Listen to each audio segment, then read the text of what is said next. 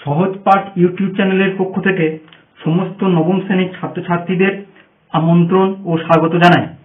আমরা নবম শ্রেণীর অঙ্কের পঞ্চম অধ্যায় রৈখিক সহসমীকরণ গঠনের কোষে দেখি 5.1 থেকে শেষ অঙ্ক অর্থাৎ 3 নম্বর অঙ্ক নিয়ে আলোচনা করব। 3 নম্বর অঙ্কের স্টেটমেন্টটা এইরকম যে আজ স্কুলে আমরা যেমন খুশি আসবো, তাই আমি 2টি আর্ট পেপার ও 5টি স্কেচ পেন 16 টাকায় কিনেছি, কিন্তু দোলা ওই একই দোকান থেকে একই মূল্যের 4টি আর্ট পেপার ও 10টি স্কেচ পেন 28 টাকায় কিনেছে।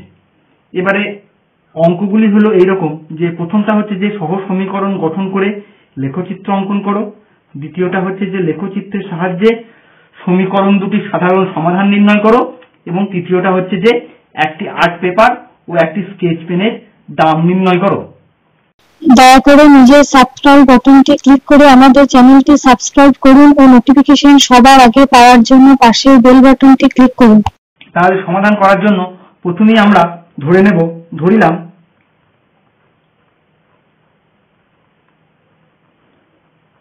ধরিলাম একটি আর্ট পেপারের দাম, একটি আর্ট পেপারের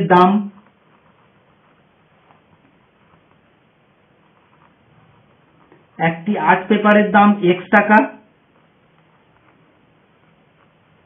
ও একটি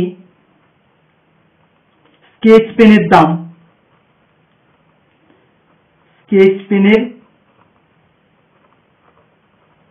দাম y টাকা। আচ্ছা, এবারে আমাদের যে অঙ্কে যে তথ্য সূত্র আছে সেই তথ্য সূত্র থেকে আমরা সমাধান এরকম দুটো সমীকরণ তৈরি করতে পারি, যে অতএব শর্তানুসারে লিখতে পারি। শর্তানুসারে আমাদের যে তথ্য সূত্র আছে সেই তথ্য সূত্র থেকে সমীকরণ দুটি হলো এইরকম যে 2x plus 5y equal to 16, এটা হচ্ছে যে 1 নম্বর সহ সমীকরণ। আবার 2 নম্বর সহ সমীকরণটা কিরকম না 4x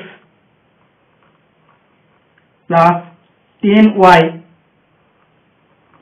ইকুয়াল টু হচ্ছে যে 28, এটা হচ্ছে যে 2 নম্বর সহ সমীকরণ।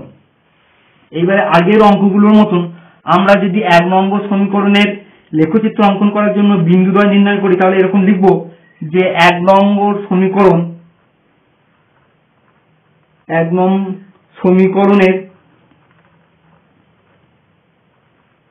বিন্দু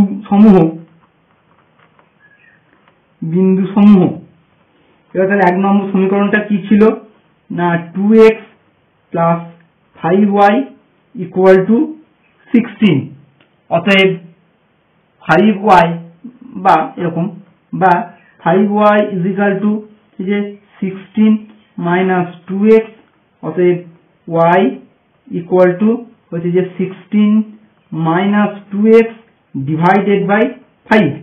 এবারে যদি আমরা x আর y টাকে প্লট করি, তাহলে যে বিন্দুগুলো পাবো সেইগুলো এরকম যে প্রথমে একটা লিখে নেওয়া গেল, উপরে x নিচে y। বেশ, এবারে যদি প্রথমে যদি x এর মান আমরা যদি 3 ধরি, তাহলে y এর মানটা এরকম হবে যে 2, আবার x এর মান যদি 8 ধরা হয় তাহলে y এর মানটা হবে 0। আবার তৃতীয় ক্ষেত্রে যদি x এর মানটা -2 ধরা হয় তাহলে y এর মানটা হবে 4। তাহলে এইগুলো হচ্ছে যে প্রথম সমীকরণের জন্য গ্রাফ পেপারে প্লট করার বিন্দু সমূহ। আবার অনুরূপভাবে যদি দ্বিতীয় সমীকরণটারও তৈরি করি, 2 নং সমীকরণের বিন্দু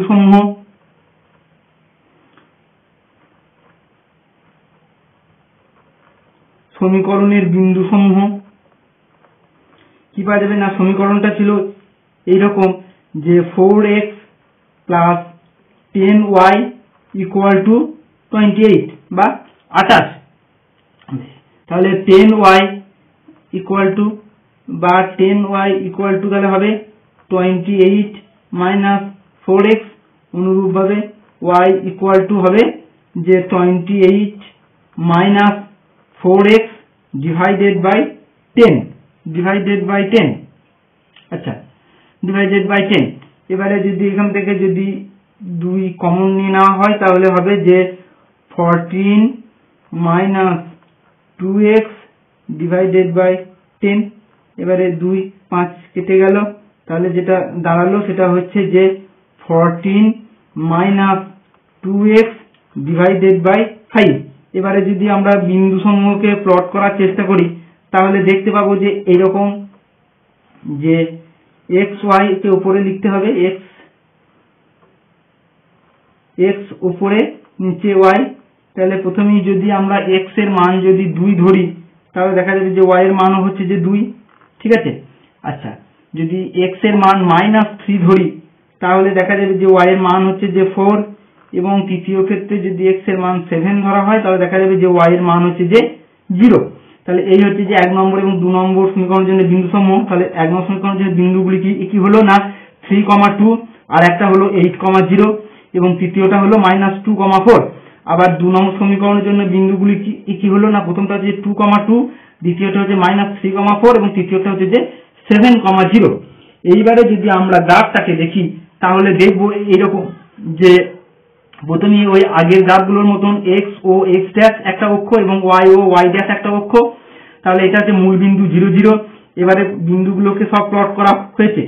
তাহলে প্রথমেই দেখা যাচ্ছে যে AB হচ্ছে যে 1 নম্বর সমীকরণের জন্য আমাদের লেখচিত্র, যেখানে বিন্দুগুলি হচ্ছে যে 8,0, 3,2 এবং -2,4 এখানে প্লট করা হয়েছে।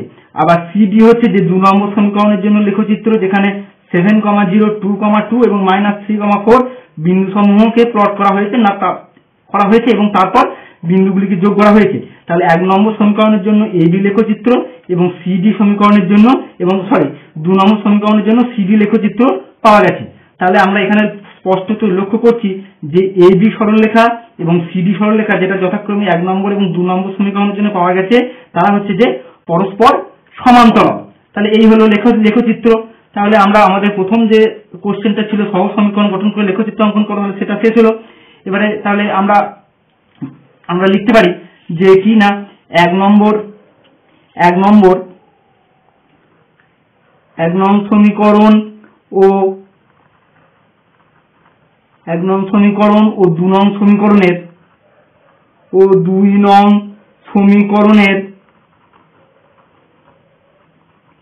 নং সমীকরণের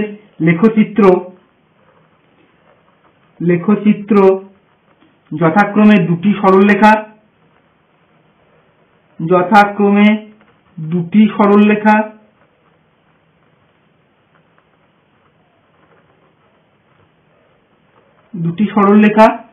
AB সরলরেখা একটা এবং CD সরলরেখা যারা পরস্পর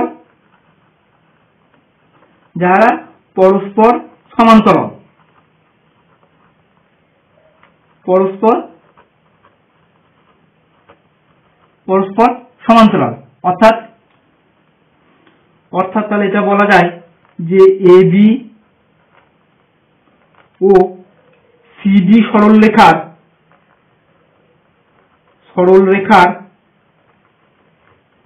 কোনো ছেদ বিন্দু নেই,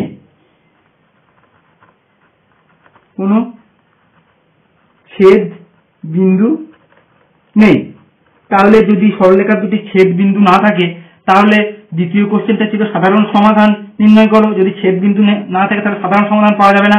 তাই আমরা বলতে পারি যে তাই বলা যায় যে লেখচিত্র হতে কোনো সাধারণ সমাধান নির্ণয় করা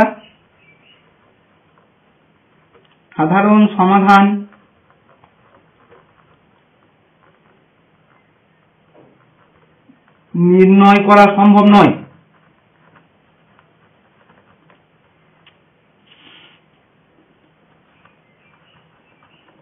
সাধারণ সমাধান নির্ণয় করা সম্ভব নয়। যেহেতু সাধারণ সমাধান নির্ণয় করা সম্ভব নয় তাই তৃতীয় কোশ্চেনের উত্তর হিসাবে একটি আর্ট পেপার ও একটি স্কেচ পেনের দাম নির্ণয় করা যাবে না। তো সেটাই আমরা লিখতে পারি, অর্থাৎ একটি আর্ট পেপার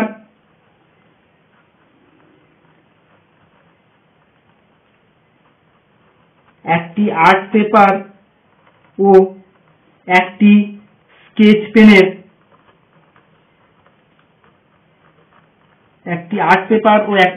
পেনের দাম বা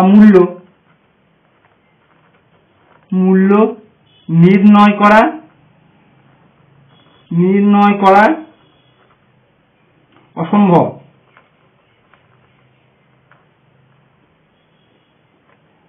ঠিক আছে, ধন্যবাদ স্টুডেন্ট, আজ এই পর্যন্তই। তাহলে আমরা নবম শ্রেণীর গণিতের কোষে দেখি 5.1 এখানেই শেষ হলো। তোমরা অঙ্কের PDF ফাইলগুলির জন্য নিচের ডেসক্রিপশন পার্ট দেখতে থাকো।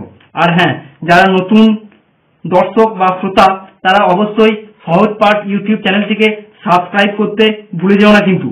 আজকের মতো এখানেই শেষ, ধন্যবাদ।